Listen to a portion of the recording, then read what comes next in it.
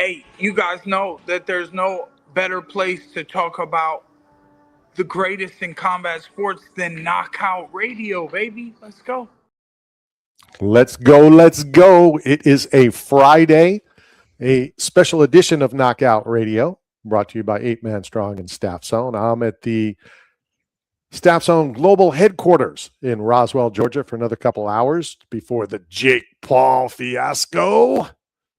And gracing us with his time today, he's been hiding under a rock for a little while. What up, dude?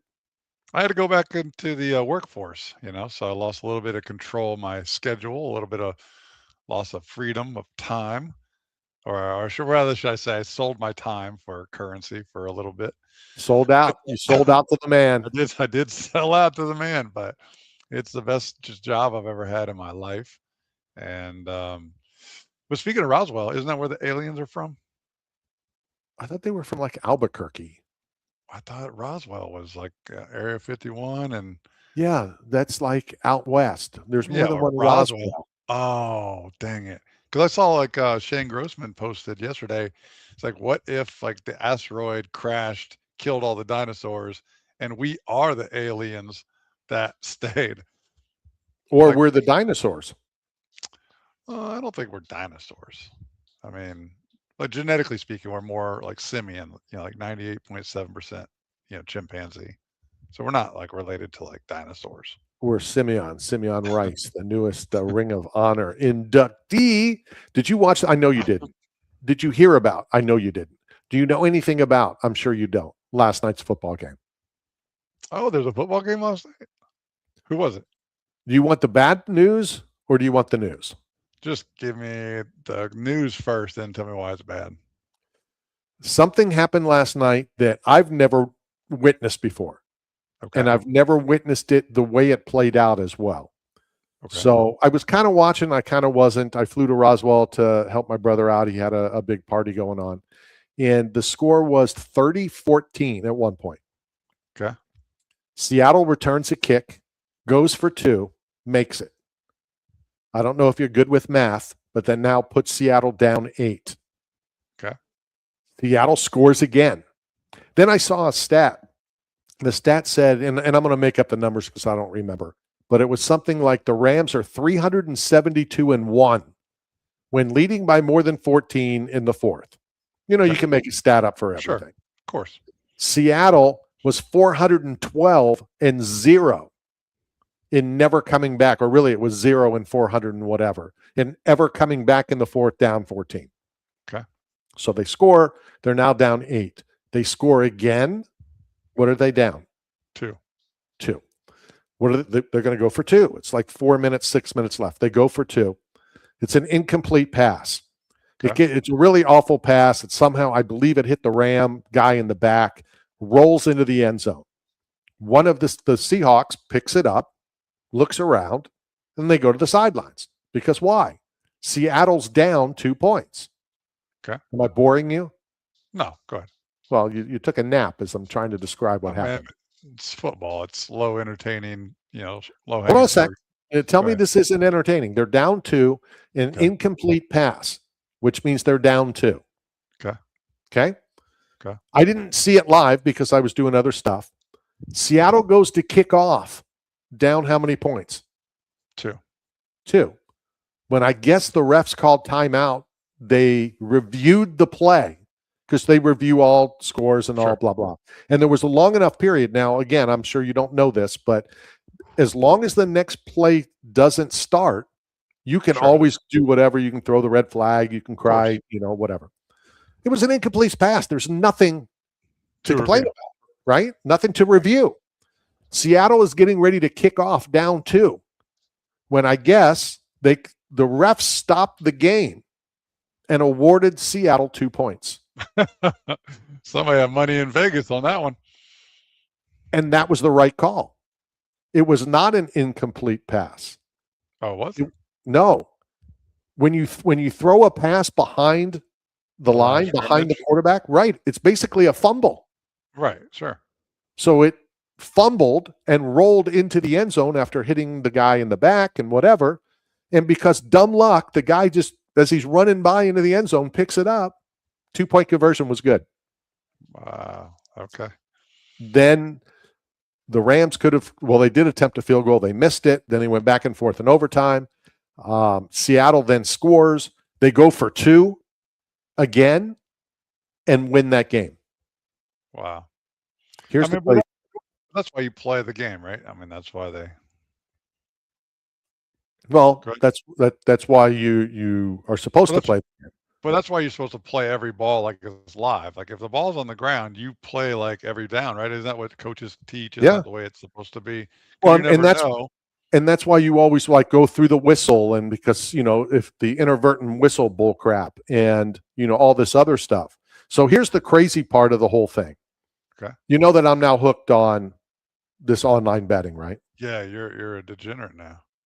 I don't know about a degenerate, but so Sean just got off the phone, my son, and said that he almost won $5,000 last night on a $5 bet.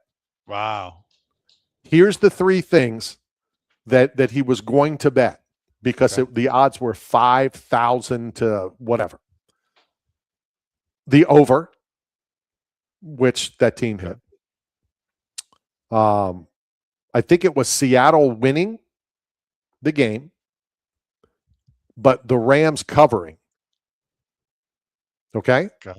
So Rams covering their point. Right. The points was 1.5. Okay. So Seattle won by 1, Wow. which means he would have hit the over. Yeah. He would have hit Seattle winning, and he would have hit the Rams covering. So he didn't bet it though? No, because he just, come on. What's the, he looked at all the analytics and this, that, Sure. the other, and it hasn't happened in 412 decades. The dinosaurs, the aliens, all those were still all involved. So no, but it was an exciting game. I'll tell you what, the little bit that I was able to watch, none that you watched. No, I don't watch football anymore. It's hard to watch. I don't watch it any less either. Yeah, it's but speaking of football, happy 53rd birthday to your boy, number 99, Warren Sapp. Yep. Yeah. Matter of fact, 53. it's about time. So I wanted to be careful because I didn't, I don't know if he's out in Colorado. So that's the bad thing. And now if you go and text, at noon, they're like, "Oh, you waited till noon?" Right. But if I do it, at 9 in the morning, it's 6, and then you know how I'm going to get blasted for that. And if you do it at midnight, then it's 9 a.m. or 9 p.m. out there, and you're like, "Oh, it's not my birthday yet. Like it's too early." So you can't win. That's the thing. That's the thing about most people in life, right? Like no matter what you do, it's always scrutinized and everything. Yeah. Not No, just and media, everything. but just everything. Every decision you make, anything you put on public domain or public posting, it's always going to be met with scrutiny. So, what else is going on, Big Dog? What else? I haven't talked to you in a while, man. Like you've been It's busy. been nice. Busy. It's been nice. Yeah, You it's know, been nice. You don't have to lie to people. Like they can Well. see you. We're on video now. It's not nice to lie to people. Big fight tonight, right? Yeah, Jake Paul versus Anthony Joshua, legitimate gold medalist, Olympic boxer, a true heavyweight in boxing, one of the top 5 of the modern era. A guy that made Francis Ngannou flatlined. Not many people can make Francis Ngannou look like he doesn't belong in a boxing ring, but Anthony Joshua certainly did. And so what needs to be done tonight for the haters to take 1% of hate off of Jake Paul? Him getting in the ring with a legitimate boxer, him lasting 3 rounds, him losing a decision.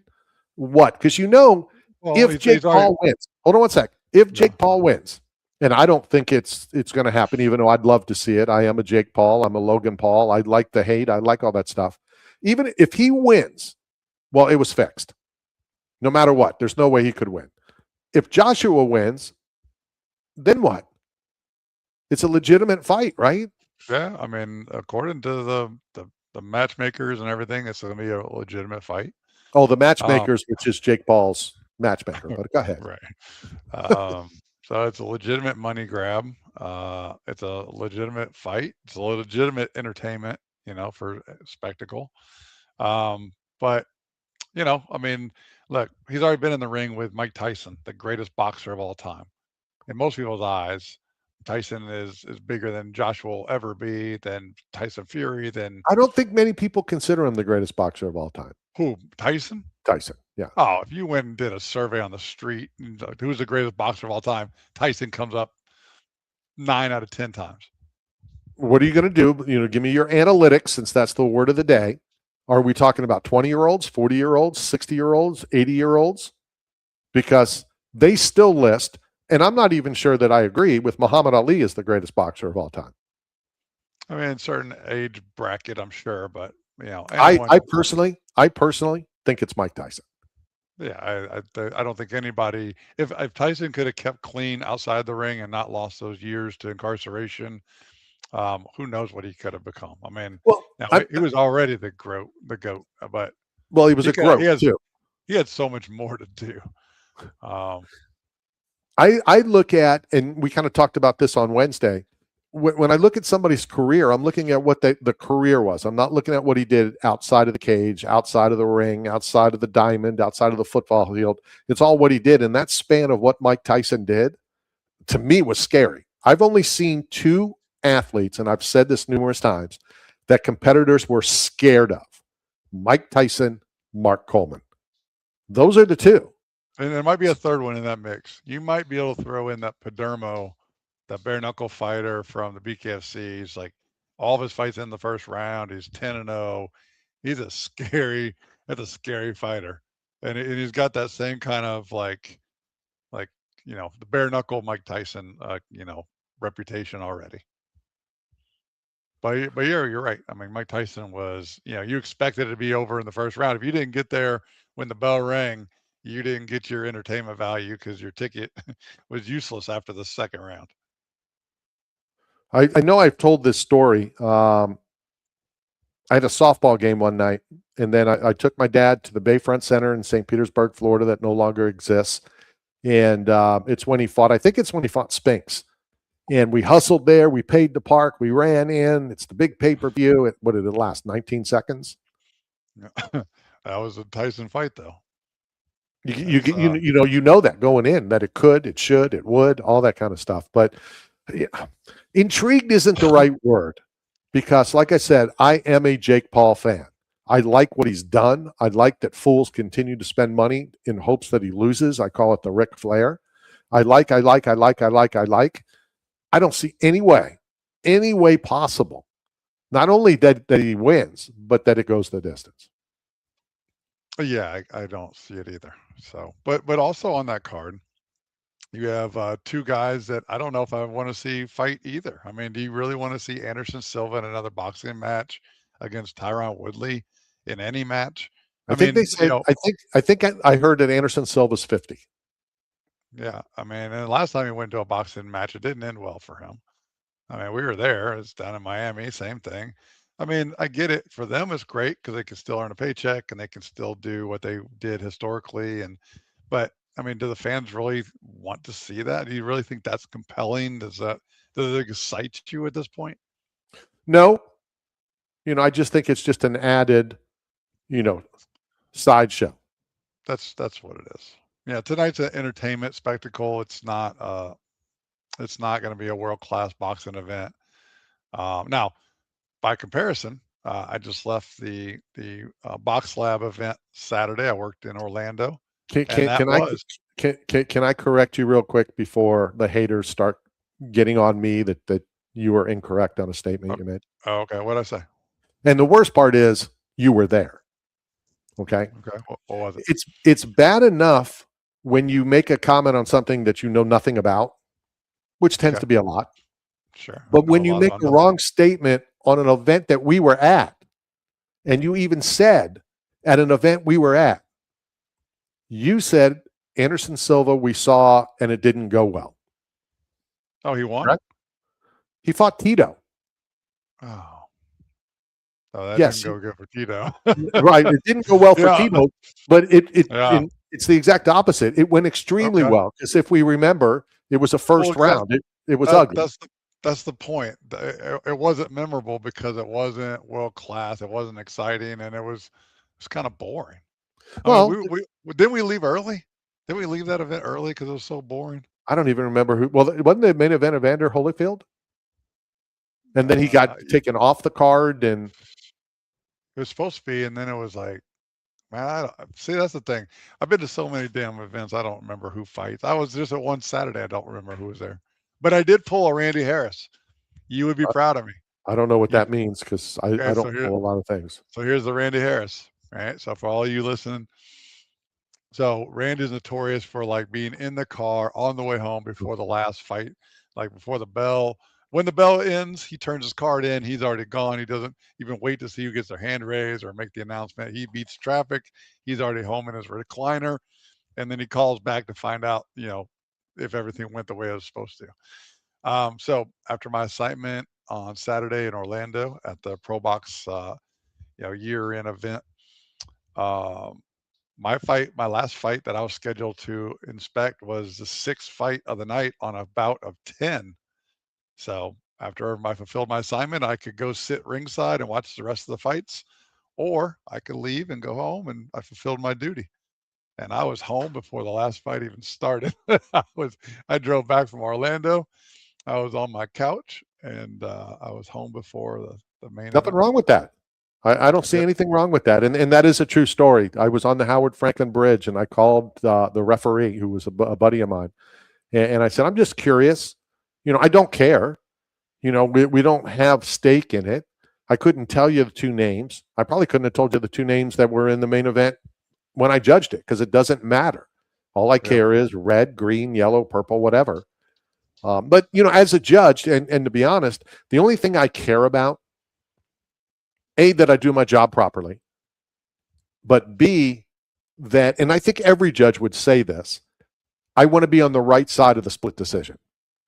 Yeah. You don't want to be the guy, Right. by split decision. And you definitely don't want to be and thankfully, knock on, whatever, this has never happened to me, that you don't want to be on the wrong side of, we have a split decision, 30-27, 30-27, 27-30.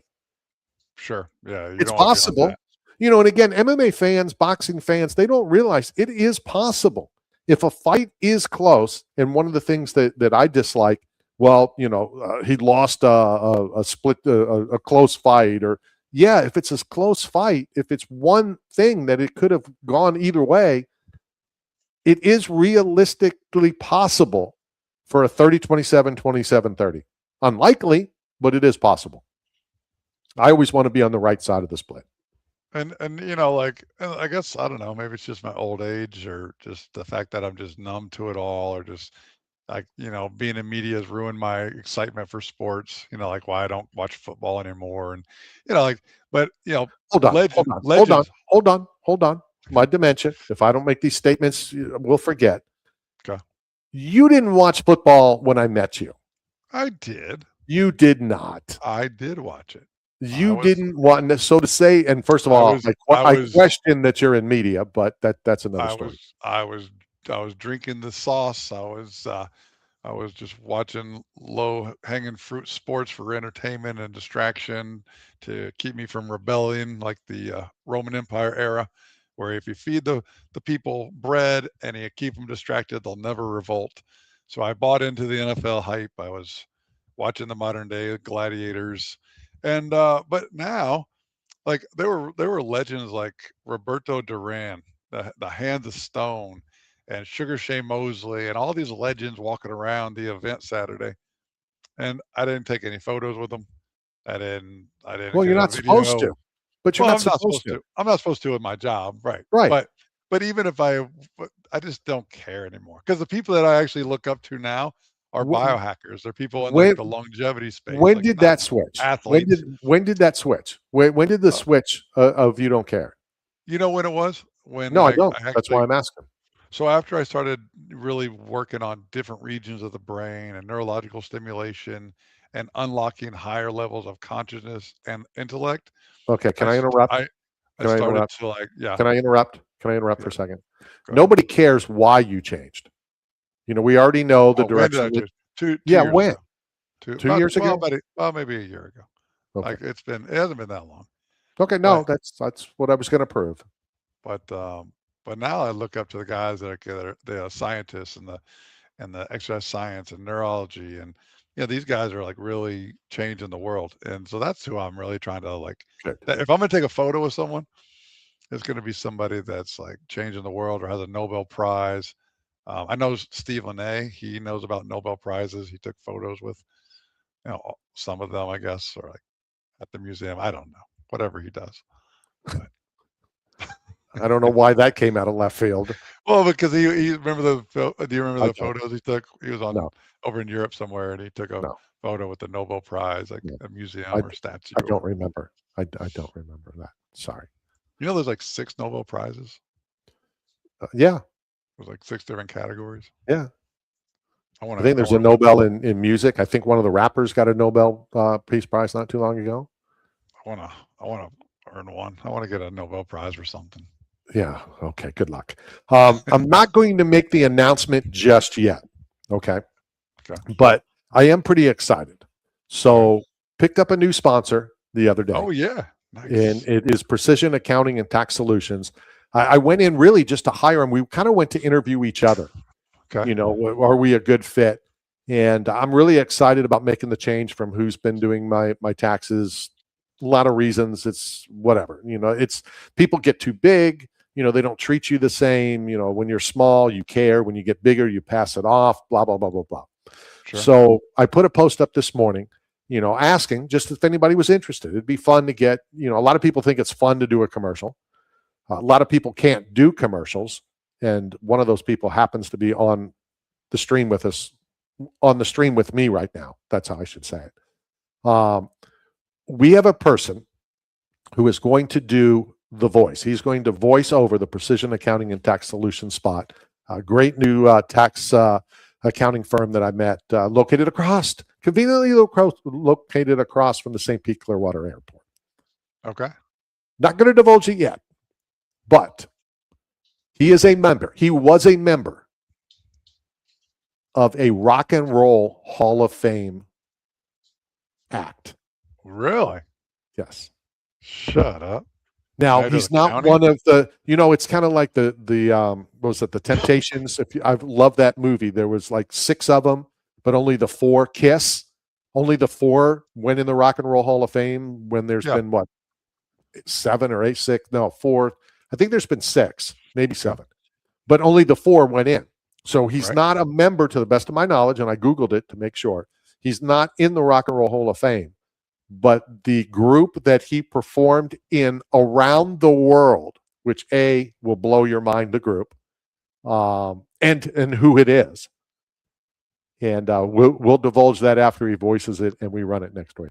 Was it 50 Cent? I mean, since it's money and accounting, like, was it? No. Who, my new accountant, or the guy who's going to voice the spot? Well, no, was he part of like 50 Cent, or does it have anything to do with money? No. Like other than he probably made. Oh, that would have been awesome. That's that's my all time. I don't want to say all time, because all time will change June 14th when I'm at the White House card. That probably will be my all time biggest, coolest thing. Being on stage as Eddie Money performed, I was almost starstruck. Okay. And to be on stage with him, not because I've met him before.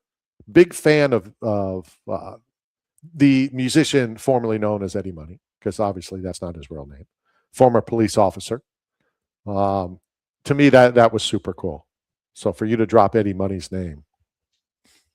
Well, I need some tax advice, because I just sold a Freedom unit, a vertical gym, and so I had to fill out my tax paperwork, but I don't have a tax ID number anymore because I don't have a corporation registered at the moment.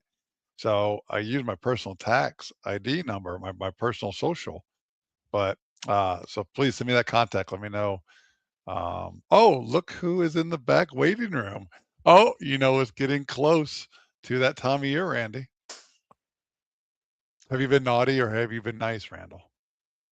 I'm always nice. Are you?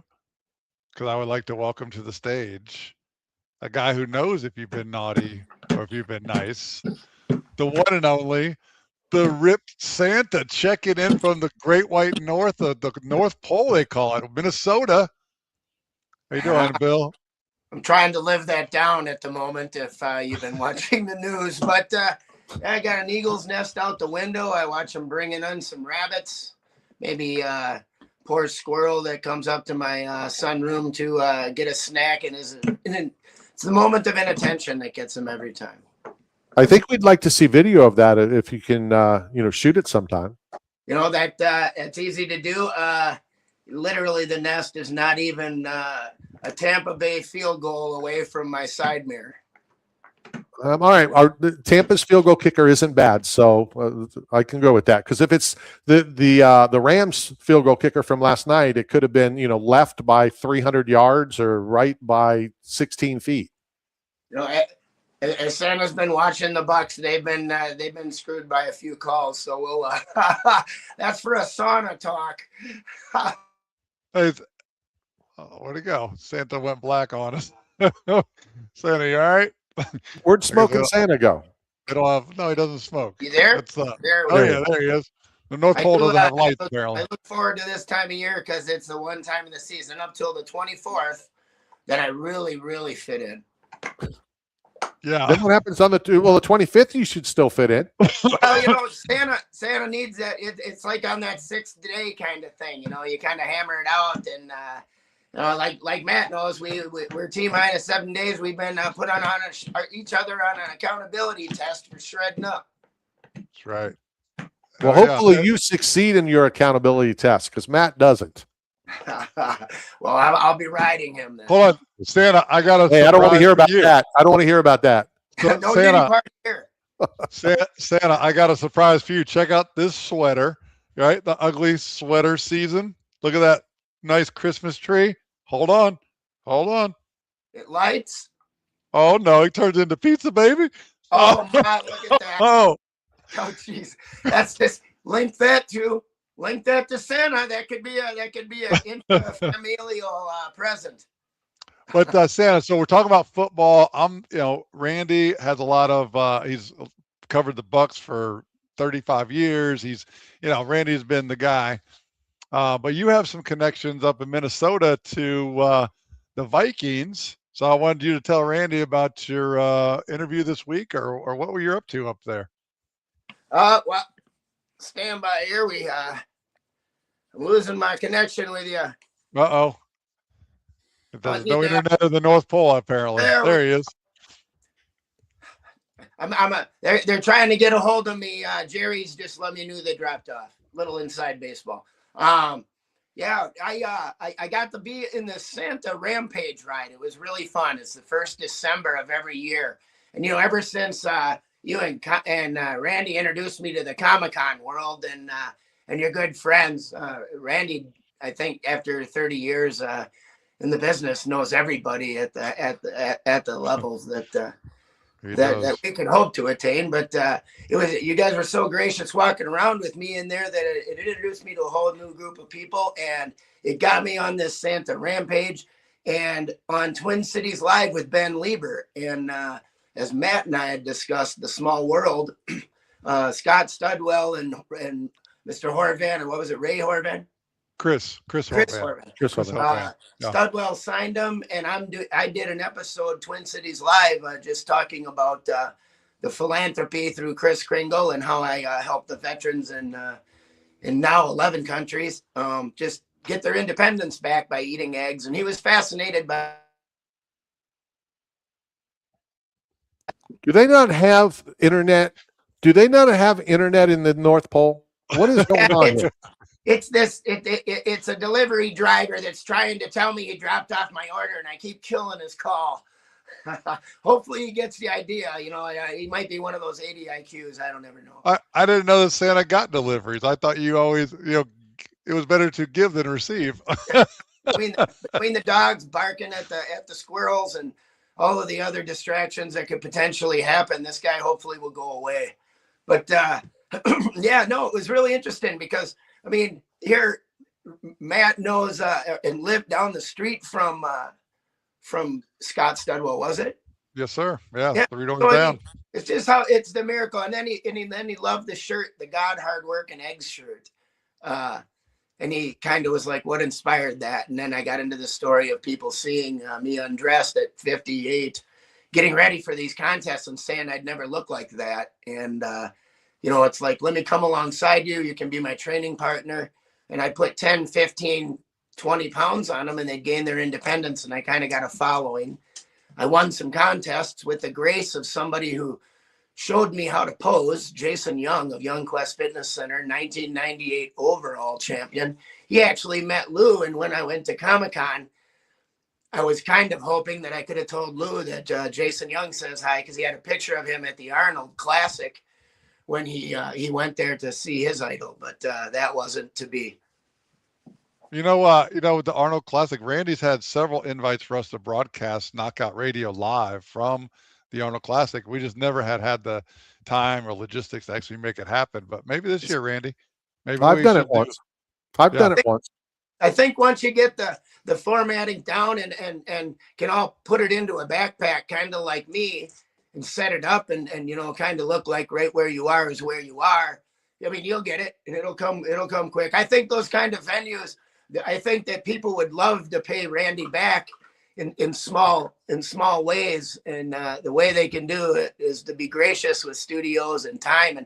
And then, all of the people that follow him and you would benefit highly just from being in the environment. Cause I know the fight that I was brought to, just being so close, to be sprayed with the sweat from those punches. It was like, you felt the vibration. You could feel little chunks of soul breaking off of them. And being ringside and listening to you guys do that, it would bring a completely different flavor at times. And I think people would they would do everything they could to accommodate you to travel like that when the bullet could hit the bullet, and both you guys could pull those off. Yeah, I mean, look, people don't realize, but I'm as close to the fight game as you can get without getting punched for a living. so it's a good place to be. And Randy's on the other side of the fence, but he's as close as you can get outside of the octagon or ring without getting punched for a living. So we're both as close as you can get to be connected. And of course, my role with the neuroscience is how to help these athletes recover neurologically after traumatic brain injury and concussions, and bringing the neuroscience into combat sports for helping them become better humans after they're done earning a paycheck at this stage of their life. So incredibly important work to me. I take it, very, very serious, and I'm grateful to be a part of all of it. But Randy is the man. He knows everybody. Side of how he puts his scorecard or his judging card into the fence first. It shows no emotion. It shows raw engineering and judging. I think that is a testament to why probably everybody in the UFC is drawn to him. That's a character chunk. And am I dead or am I dying or something? Or I don't know. We had a scare a while back here. I mean, you look a lot better. A Widowmaker, 99%. Are you the same sarcastic guy? I mean, I only catch about an hour and a half before I have to go to work, but I get the first hour and a half of the show usually. And we appreciate you listening, tuning in, jumping in, all that kind of stuff. I'll tell you, the MMA stuff and Alonzo, just the way these guys were so gracious, and the way that they welcome you into the tribe, and you get to talk with them after fights and see how. I mean, like Matt and you, there's a special place in our heart for God. And when you enter that cage, it's you, God, and your coaches and your pain threshold. Talent and all that are one thing, but you get a tooth flying out of your face, a lot of people want to renegotiate. See, Santa goes back to original UFC when that tooth did come flying out and land in the front row. Yeah. Didn't someone kick that big 500-pounder in the mouth and wear one of these teeth through the whole fight? Yep, that's exactly what I'm talking about. That was the fight I was talking about. Get out of his foot. I mean, now that's when men, those early fighters, and that who was the guy with the broomstick mustache who went toe to toe at the 7-foot Japanese guy at Pancras or something, and they that was Don Fry. Yeah, Glenn Fry. Yeah, the legend. Oh my gosh. I mean, if you don't gain 3 pounds of muscle just watching that fight with your chest out, but yeah, I mean, I have an episode with Ben coming out here today at 3:00 on Twin Cities Live. I don't know. They are having a show there. And this is a question for Randy, and hopefully I can make it all come together. But they have a show the 15th, Twin Cities Live down in, I think it's south in Fort Lauderdale. I'm going to have to get back to you on that, but it's a Twin Cities Live there that they're doing. And I'm coming down there on the 15th or the 14th, and hopefully you guys shoot on the 14th, but maybe, he would be willing to come on and talk some football with you or give you some insight. He's our color commentator guy for the big plays on the sideline, and then the guy that has to talk to them after they've lost. And that's kind of where I wanted to find out is what's it like talking to these athletes when they've lost. Is there a cooling down time so that it's not a road rage versus is there people that do the talking 2 or 3 out of the 40?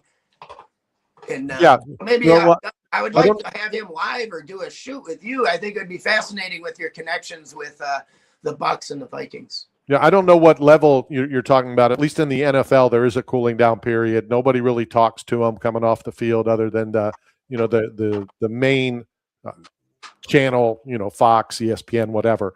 They'll talk to the coach. Then 30 minutes, 15 minutes coaches, and then 30 minutes, and then 2 or 3 that talk, and then it's the standard questions. You don't want to hit them with, your mom died. How does it go? How did you play today, or something like that. Correct.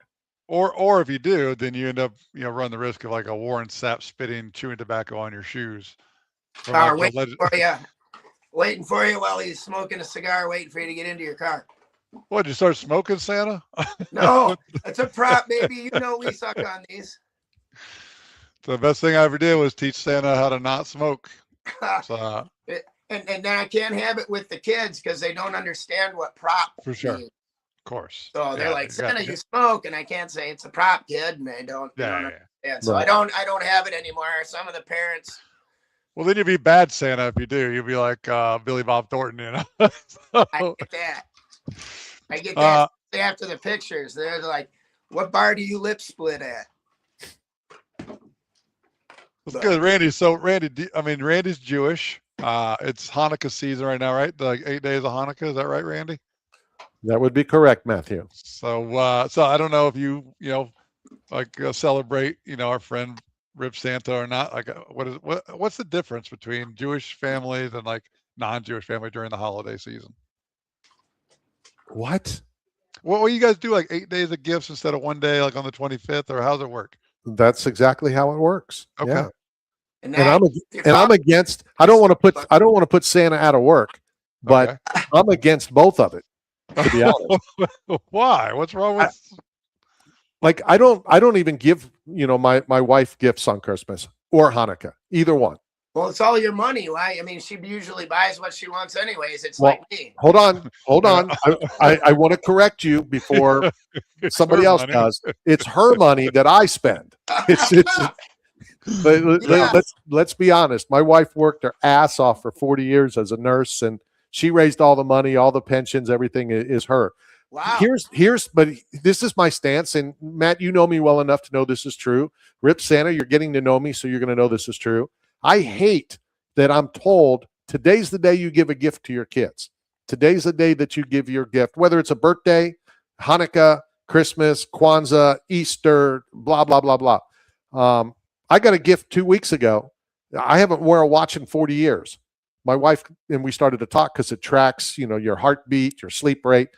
I hate watches. I don't need to wait till Christmas or Hanukkah or New Year's. So again, I understand the holidays, but I hate how commercialized it has gotten. Again, don't mean to upset you, Santa. Give a gift in October. We're out of the same cloth. My kids, they didn't get an allowance cleaning the house. That was expected. That's just part of like brushing your teeth and wiping your butt. But they did get $1 per chin up. My daughter too. So they could spend the day. They could rip out 8, 9, 10 chin-ups a day. That making $70 a week. They were doing well. That's the best money I ever spent. And it's the best money they ever earned. Well, they understood what money costs. No, That's exactly. the part of money is you give them it, it's a train wreck because they understand nothing about what money costs, and they damage their their respect from other people, because even they bring things back to you in disrepair or dirty or not filled up. They don't understand courtesy, being courteous, or graciousness. No, Well, for sure. you could do that at Carbone's, like at Carbone's, incentivize your staff to get healthy. Like for every pull up they do, they get an extra $1. Let them earn some holiday cash during the last couple of days of the year. Out of the 7, I have 3 of them in the gym.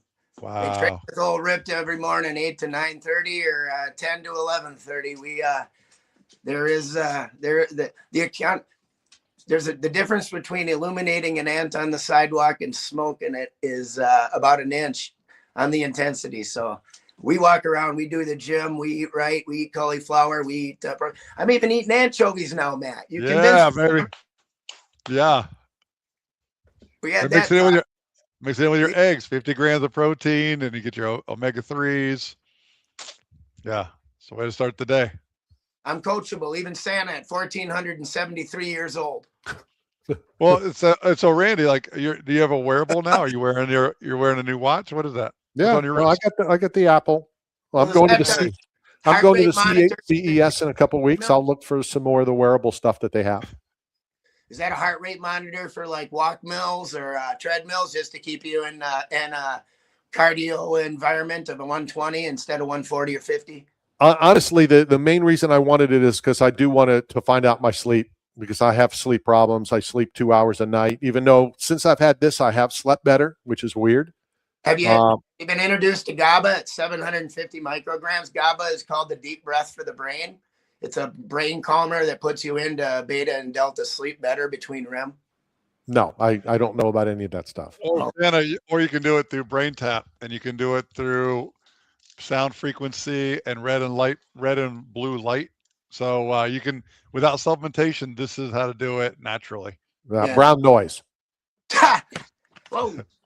Hey, no, But yeah, Randy. So I mean, but since Santa, the true fact is, since I've known Randy like 15 years now, the Longest closest 15 years of my life, Santa. the closest Longest ever, 15 years of my life. that's the closest an apple's ever come to Randy's mouth is on his wrist. you mean you couldn't be influenced by Louis at like 70, looking like a mountain, like a Burlington Northern Santa Fe locomotive that didn't pump him up? No, Randy was an athlete, though. That's the thing. Before I knew Randy, he was like a fit guy. He was always in the gym, trained for Survivor, worked out with all the wrestlers. If you see a video when he did that submission video for the Survivor, Randy was trim, fit, playing softball competitively. I follow his Facebook. He's got a ton of, between grandchildren and those pictures. It's hard because he's got no wrinkles, and he's not wearing hats. So it's tough picking them out. But then he found the buffet, and then he became an expert in buffets and found eating as like a hobby, right? So like it was, where's the UFC? Is it in a city with good food? I'll go. So he chased the food, not the lifestyle, but now he's on track. He's dropped the weight, like getting healthy. Now he's wearing wearables, like keeping matrix and tracking his progress. Super proud of you. Good job, Randy. just trying to see how many times I wake up in the middle of the night. Yeah, that disturbing sleep too could be a lack of oxygen in this body waking you back up too. No, for sure. I mean, that's exactly what it is. The sleep apnea, and I used to wake up like hundreds of times a night, and I've got it down to about 12. So you don't wear the apparatus, do you? No, I can't. No. Yeah, I don't. But yeah, I don't want to get off a track like that. But I mean, the Bucks. What do you think on the ref calls on some of these plays where it's? I mean, I don't want to get into conspiracy theories, but it's literally they send it off to New York to make the call or send it off somewhere else.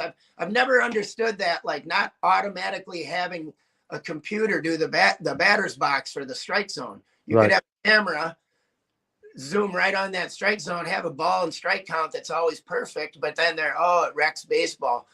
Well, I think the refs wreck football.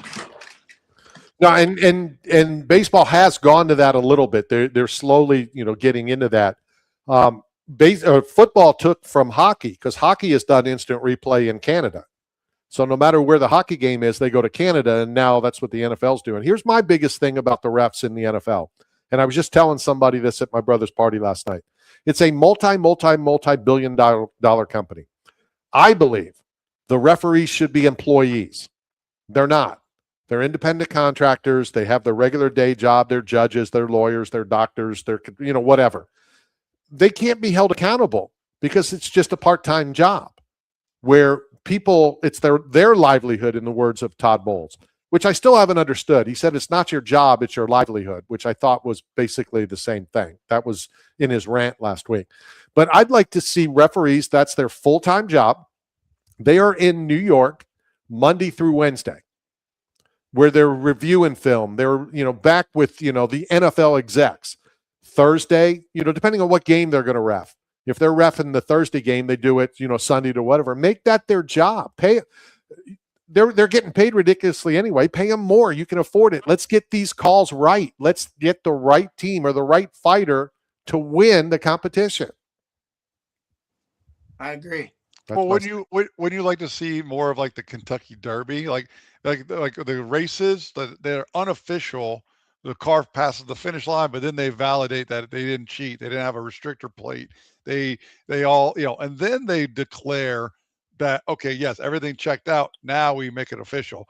Shouldn't there be some kind of like, buffer zone to get it right from review or technology? Yes. Yeah, when they do those replays, like that one touchdown in the end zone, that was the difference in the game for the Bucks. And it had 46 different angles, and it still looked like to me that they blew the call. I'm just going to throw this out real quick, and then I'm going to have to take off. I have to go into this meeting. But you mentioned NASCAR, and I'm sure you guys have heard about the tragedy that just happened yesterday with Greg Biffle. And all of those planes, if it decompresses or things like that, they all go so quick that there's no way to recover it. The old Payne Stewart. I just thought of that. And I hope that they didn't know that it was imminently coming and have that part of the tragedy. We pray for the whole NASCAR community and just everybody that knew the Biffle family. And my heart just goes out to them. No, I agree. Santa, I appreciate you coming on. Let's do this again. I'm going to get you the update when and if we get credentialed for February in San Francisco. I'm going to give you the update and let you know what's going on. I'll talk to Ben after today's Twin Cities Live at 3 and see if maybe before the 15th and he comes out there, maybe around the 15th, I can 14th or 13th, I can come down and see you guys, hang out for an afternoon and hit the tap room. Just spend a day relaxing before we hit Twin Cities Live. That'd be awesome. All right. Appreciate everybody tuning in. Santa, thank you very much. Matt, we'll be in touch shortly. Let me end the stream. And